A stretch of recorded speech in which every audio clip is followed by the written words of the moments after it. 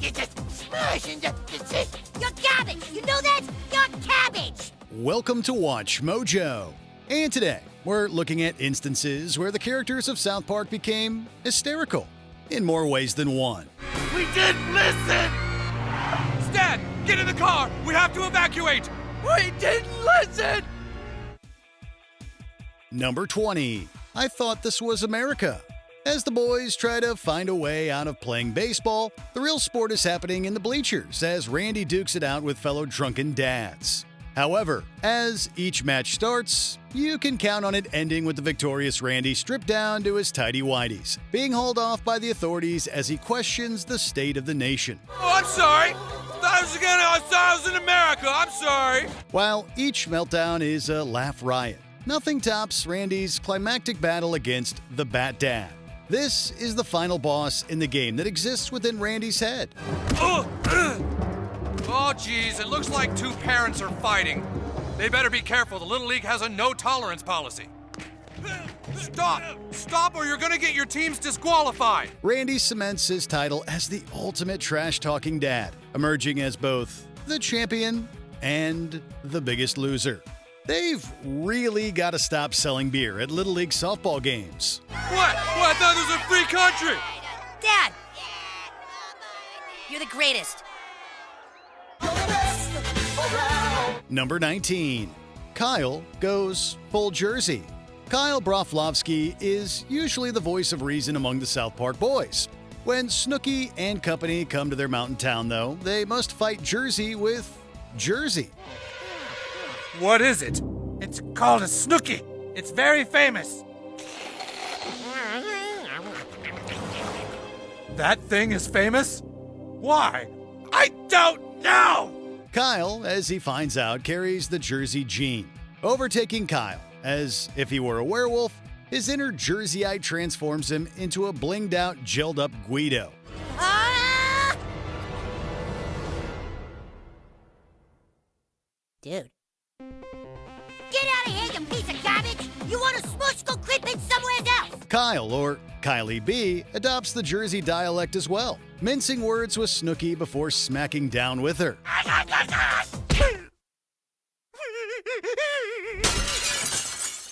He may deny the Jersey inside of him, but it's what ultimately saves the day. Not to mention Cartman, who thanks Kyle for rescuing him from a fate worse than death.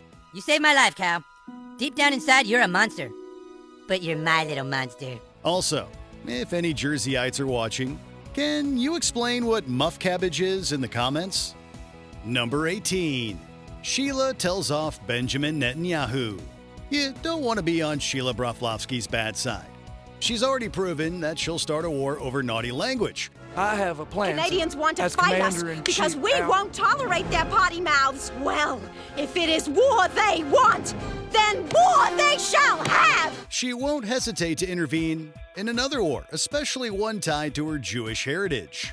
The effects of the Gaza war have extended beyond the Middle East, leading to a reported rise of anti-Semitism in places like the United States. When Sheila notices how the spread of misinformation has infected her town, she takes it up with Israel's highest authority, Benjamin Netanyahu.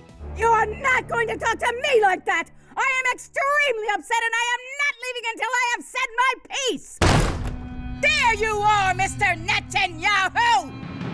Barging into Netanyahu's office, Sheila scolds the prime minister as if he were a school principal. For all the Jewish jokes that South Park has made, the show deserves credit for giving Sheila a platform to say what many have been thinking. Just who do you think you are? Killing thousands and flattening neighborhoods, then wrapping yourself in Judaism like it's some shield from criticism. You're making life for Jews miserable and life for American Jews impossible. Oh, don't you roll your eyes at me, mister. Number 17. Kenny sobs over de-skinned chicken. Kenny McCormick is arguably the strongest-willed of the South Park kids. You'd have to be to come back from death as many times as he has. Even Kenny has his breaking point, however. As thick-skinned as Kenny might be, he can't handle the sight of de-skinned chicken, which Cartman selfishly forks down all by himself. Okay, this is everything, Mom. All right, let's eat Colonel. Oh, boy. As the boys stare at the bucket of defiled poultry they were so eager to eat, Kenny struggles to contain himself. Without even seeing his face, the sound of Kenny weeping his heart out is more than we can bear. It may not seem worth crying over, but remember that Kenny's family is poor. You think they can afford KFC? This was a luxury for him. The meltdown is warranted. Kenny, you want 50 cents? Number 16. Sharon reacts to underreacting. Public shootings have become so common in South Park that citizens see them as a minor inconvenience at most. You can see where Token erased his answers and wrote in the right ones. He did it to me on purpose. Eric, that's enough. Shooter is down. Now let's move on to the next equation. Where virtually everyone else has been desensitized to the violence, Sharon has a more than reasonable reaction, which others see as an overreaction. Sharon isn't sure what to be more outraged at. That shootings keep happening or that most people are content with letting them continue. I want you all to be shocked! I want you all to be sad! You want everyone to be sad? Well, Sharon, if you wanted to make me sad, congratulations. You did a great job. Yeah, let's go somewhere without so much negativity. It's as if she's living in a parallel universe, echoing every person whose outcry about gun violence has fallen on deaf ears. Sharon eventually relents, shrugging off shootings as something that she has to accept. It's a bleak ending, but one that reflects a reality that isn't going to change anytime soon, especially with fewer Sharons. Stan's been shot. Should we get down there? It's not the end of the world. Oh, I love you, Sharon. Number 15. Running from global warming. Climate change is an enemy you can't see, but it isn't the boogeyman. When global warming is blamed for breaking a dam, the townsfolk break out in mass hysteria. Global warming is going to strike 2 days before the day after tomorrow. Oh my God. That's today. Unable to evacuate fast enough, the locals literally run from nothing, as if global warming itself is chasing them like a Stephen King monster.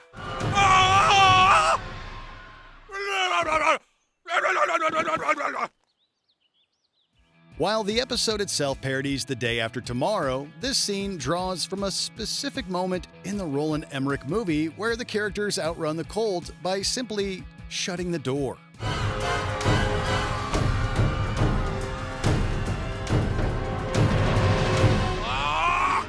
We also can't help but wonder if M. Night Shyamalan saw this episode and said, I could make this scary. He couldn't. The good news for South Park is that there wasn't a global meltdown. There was a meltdown, however. I broke the dam. I broke the dam. I broke the dam. I ran a boat into the dam and I broke it. I broke the dam. I broke the dam. I broke the dam. I broke the dam. No, I broke the dam. Number 14. Butters beats up Dr. Oz. Butters feels powerless at home, being severely mistreated by his parents and especially his grandmother. You got any more money, huh? No, you took it all. Why don't you do something about it? Even for someone as sweet as Butters, there's only so much abuse a person can endure before finally unleashing all of that negativity back into the world. We'd say that Butters shouldn't have taken his pent-up aggression out on Dr. Oz, but it's Dr. Oz, and he really had it coming here. The talk show host cares less about the cause that Stan is trying to promote and more about exploiting Butters' suffering for his own gain. As he continues to push him for details, Dr. Oz gets a fistful and faceful of Butters. Come on, this is for America. Do you realize that in America, over 200,000 students are afraid to go to school because of bullying? Don't you care? You better care. That's how Butters punches his pain away in the merry old land of Oz.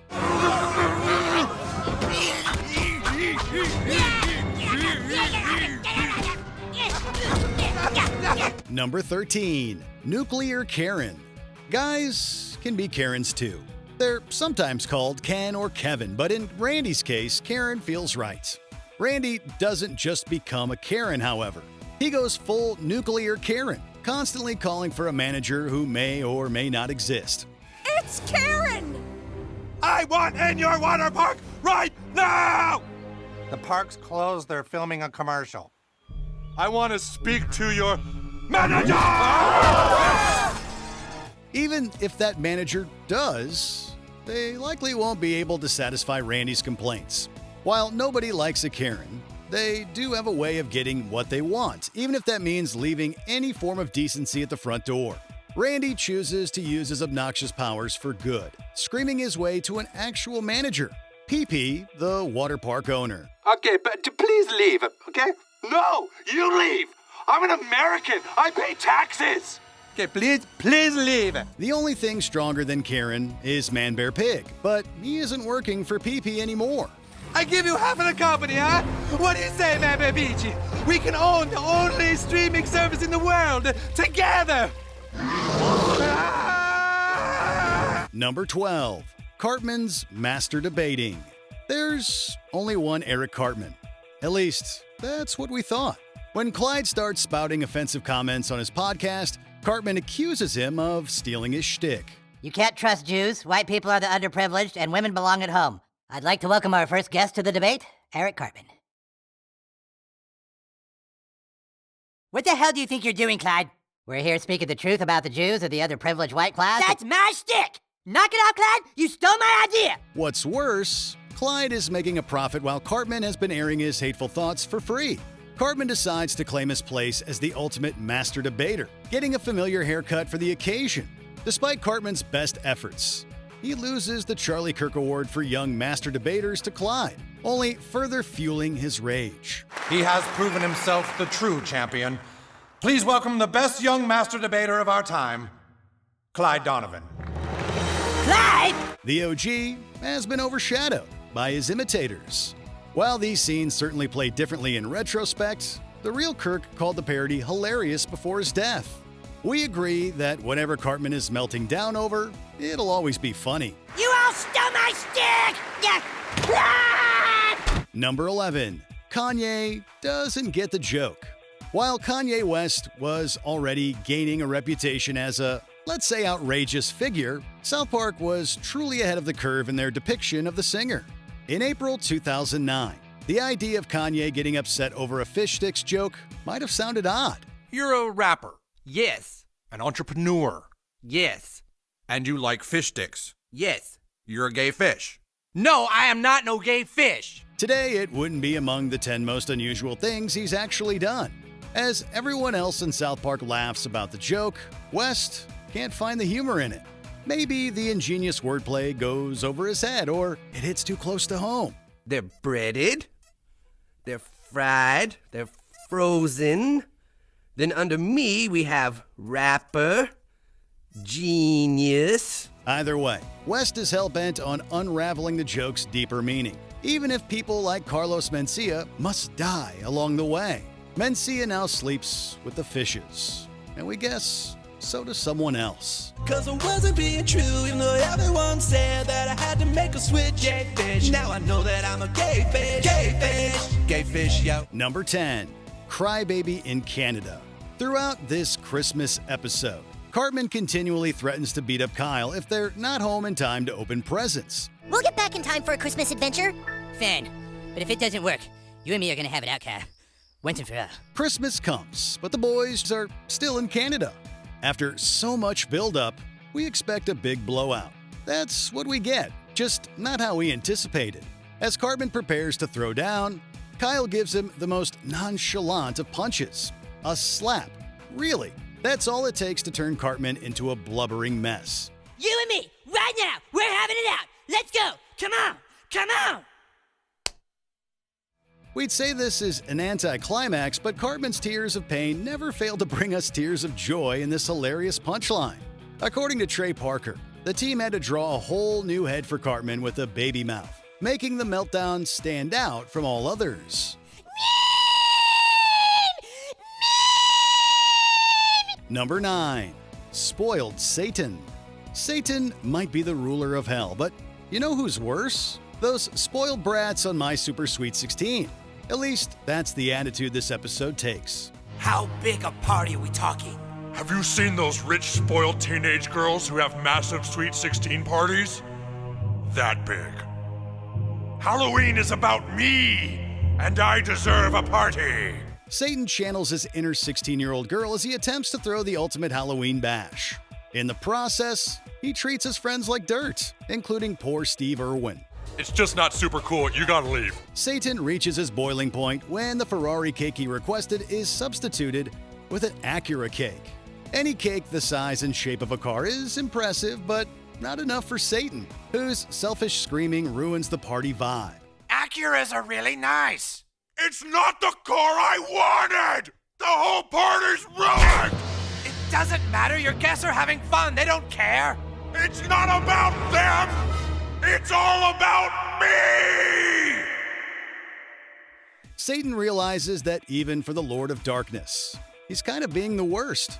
It isn't too late to salvage the party, although Satan's hell-raising comes close. Everybody, I'm sorry. This party is for you. It's for all of you who make my life so special. If I don't realize that, then I'm no better than a rich American teenage girl. Number 8. Cartman's anxiety rant. When he's diagnosed with anxiety, Cartman treats it as an excuse to be more repellent toward people than usual. Doesn't matter if it's a waiter trying to take his order, a friendly man on the street simply saying hello, or somebody warning him about oncoming traffic. Cartman will tell them off because he has anxiety and can't be disturbed by the outside world. Can you wait? Isn't that your job? Aren't you a waiter? Hey, could you turn your phone down, kid? This is a restaurant. It just so happens I have anxiety. Eventually, Cartman looks up from his phone long enough to bring everyone else to a halt, explaining his condition to them. And by explaining, we mean screaming at the top of his lungs. I have anxiety. That means I'm in my shell and have a hard time expressing myself. I find it difficult to engage with others. The ultimate irony is that Cartman clearly has no trouble engaging with others. He just doesn't want to. If anything, he's causing others anxiety with this meltdown. I got news for you, Cartman. Everyone has anxiety. Everyone gets nervous. Everyone is afraid being around people. Everyone has feelings they'd rather stay home alone. And you know what they do? They get over it. Number 7. Giant Mickey. In this episode, South Park went after the big cheese, Mickey Mouse. The Disney mascot is depicted as a soulless, violent businessman who will crush anyone who stands in the way of his profits. We know what you're thinking. As opposed to, Mickey's abuse extends to Joe Jonas. Well, maybe we'll just refuse to go on stage. Woof! While Mickey can beat his talent into submission, the mouse can erase everyone's minds when he accidentally reveals his evil plan to the masses. He also insults Christians for good measure. They believe in a talking dead guy. As his big night goes up in flames, Mickey grows to the size of a fire-breathing dragon, unleashing the dark magic that Disney doesn't want you to know about. To others, this would be a PR nightmare, but Mickey brings the nightmare to the public. Vengeance is mine! You are all ants and I am your destroyer! The Disney Purity Ring venture will most likely now prove a marketing bust as Mickey returns to Valhalla to slumber and feed. Number 6. Scott Tenorman's downfall. After Scott Tenorman burns his $16.12, Cartman has nothing left except revenge.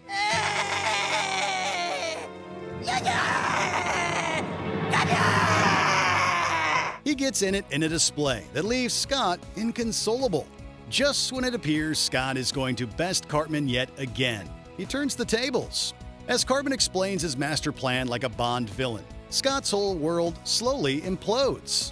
Not only are his parents dead, but they're on the menu. After a night with the hacksaw, I was all ready to put on my chili con carnival so that I could tell you personally about your parents' demise. And of course, feed you your chili.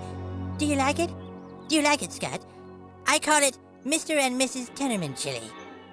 As if that weren't already overkill, Cartman invited Radiohead to observe Scott's misery, which is amplified as his idols criticize him. Come on, guys, let's go. This kid is totally not cool. Yeah, that's the most uncool kid I've ever met. Little crybaby. In all fairness, Scott has every reason to cry.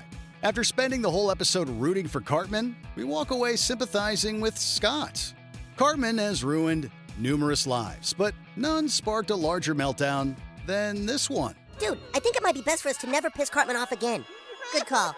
Oh, the tears of unfathomable sadness. Yummy. Number 5. Butters fakes his death. There's no denying that Butters has the worst parents in South Park. Even when trying to talk Butters off a building, they fully intend on grounding him if he comes down. Just come down now, son, and we promise we won't ground you for more than a couple weeks. Oh, geez. Now I'm gonna get grounded, too. While Butters doesn't actually jump, the boys make it look like he did with a pig carcass. We'll give Mr. and Mrs. Stotch this much. The two do appear genuinely devastated when they believe that their only child is gone forever. Linda, in particular, is completely torn apart, diving into Butters' grave as they lower the coffin at his funeral. No! No, Butters! No! Don't put him down there! Don't put him down there! It's downright uncomfortable to watch, but don't assume that their visible grief makes them good parents. When Butters surfaces alive and well, his parents once again demonstrate why someone should call Child Protective Services. Oh, God, it's terrible! What have I done? I guess you're probably a little surprised to see me. It isn't right! Make it go away! Number 4. Tom in the closet. From jumping on Oprah's couch to suggesting that psychiatry was a pseudoscience, Tom Cruise had his fair share of real-life incidents that could be described as meltdowns. In November 2005, it wasn't that far-fetched to imagine Cruise locking himself in a little boy's closet, believing he's failed in the eyes of his savior. With the Church of Scientology convinced that Stan is the reincarnation of L. Ron Hubbard, Cruise is the first one lined up to meet him. I'm a failure in the eyes of the prophet! Ah! Hey! Dude, I'm sorry, I didn't mean it. Go away! Stan is more annoyed than starstruck, placing Cruise at a tier below DiCaprio, Hackman, and Heater. What did you say to him? I just told him I thought Napoleon Dynamite guy's a better actor than he is. This sends Tom over the edge and into the closet, refusing to come out. John Travolta and R. Kelly have their own closet-related breakdown, but nobody throws a hissy fit like Tom. You made me look stupid. I'm gonna sue you too. Well, fine, go ahead and sue me. I will. I'll sue you in England. Number 3. HIV positively unfunny. When Cartman is diagnosed with HIV, Kyle can't help but find humor in the tragic irony. Cartman doesn't appreciate this, giving Kyle a taste of his own medicine. We've seen Kyle pissed off at Cartman before, although learning that he purposely infected him with HIV brings out a whole new level of rage.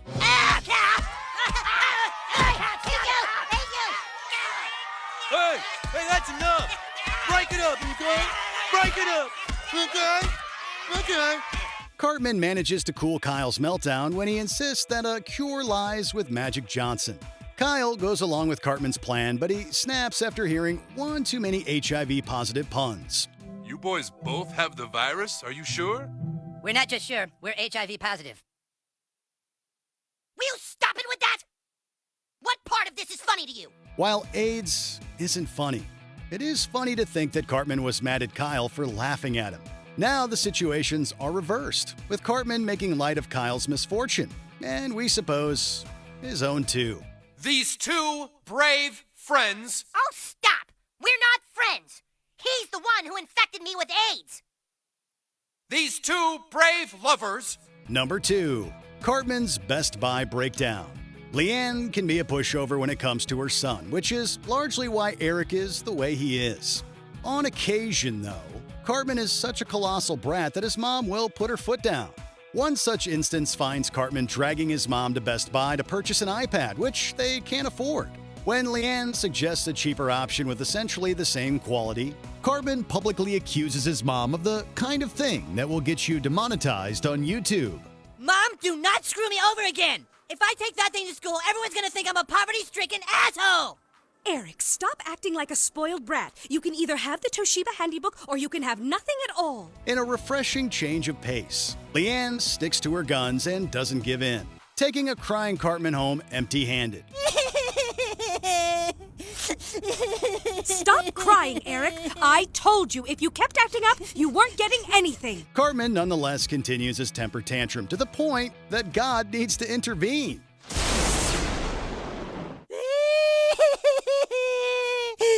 Before we continue, be sure to subscribe to our channel and ring the bell to get notified about our latest videos. You have the option to be notified for occasional videos or all of them. If you're on your phone, make sure you go into your settings and switch on notifications. Number 1. Starry-Eyed Butters. Kenny has endured the most fatal accidents in South Park, but nothing looked more painful than the time Butters got a ninja star in his eye. The audience gets caught up in the boys' ninja game, so much so that we begin to forget that they're playing with real weapons. Let's fighting love. Let's fighting love. この歌ちょっとバカ。わけがわからない。めちゃくちゃ。We're given a brutal reminder when Kenny throws one of his shuriken at Butters, who isn't playing as Professor Chaos anymore. Butters reacts exactly as anyone else would under these excruciating circumstances. Okay, calm down, Butters. It'll be okay. Guys, meeting over here for a second. All right, you guys, we need to stay calm and just do the right thing. We have to kill Butters and bury him in Kyle's backyard. Howling in unspeakable agony, he desperately needs someone who can think rationally during a crisis. Unfortunately, the others are more concerned with covering their own tracks, prolonging Butters' meltdown as everyone else around him panics. I'm gonna get grounded. Shut up, Butters! That is the dumbest idea you guys have ever come up with. I'd expect this stupidity out of Cartman, but you, Stan? Butters needs medical attention right now! All right, then you take him to the hospital, Kyle. You take him to the hospital and let your mom find out what happened. Hand me the modeling glue. We need more fur over here. Which South Park meltdown made you laugh the hardest? Let us know in the comments.